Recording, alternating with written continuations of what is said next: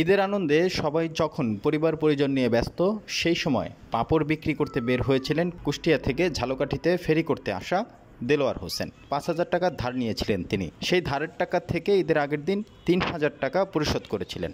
বাকিটা পরিশোধ করতে না পারায় বাড়িতে যেতে পারেননি তিনি। তাই ঈদের দিন সকালে পাঁপড় বিক্রি করতে বের হয়েছিলেন।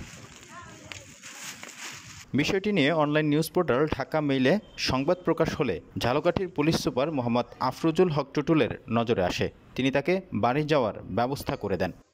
কিছু টাকা ঋণের জন্য বাড়িতে যাইতে পারিনি। ৫,০০০ টাকার ঋণ ছিলাম, ৩,০০০ টাকা দিয়েছি, ২,০০০ টাকা ঋণের জন্য যাইতে পারি নাই।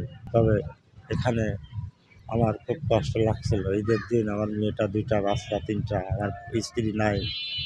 এসপি সাহেব শুনে আমাদেরকে কিছু টাকা দিয়েছিলেন, হেল্প করেছিলেন, আমাকে বিদায় করে দিয়েছিলেন কুষ্টিয়াতে। আমি ওনার জন্য অনেক অশেষ ধন্যবাদ।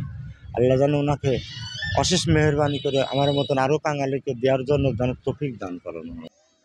মঙ্গলবার সকালে তিনি তার পরিবারের সদস্যের কাছে ঈদের আনন্দ ভাগাভাগি করতে ছুটে যান। এ বিষয়ে পাঁপড় বিক্রেতা দেলোয়ার হোসেন বলেন, ২,০০০ টাকার জন্য আমি ঈদের দিন বাড়িতে যেতে পারছিলাম না। পুলিশ সুপার স্যার আমাকে বাড়ি যাওয়ার ব্যবস্থা করে দিয়েছেন। স্যারকে আমি অনেক ধন্যবাদ ও কৃতজ্ঞতা জানাই।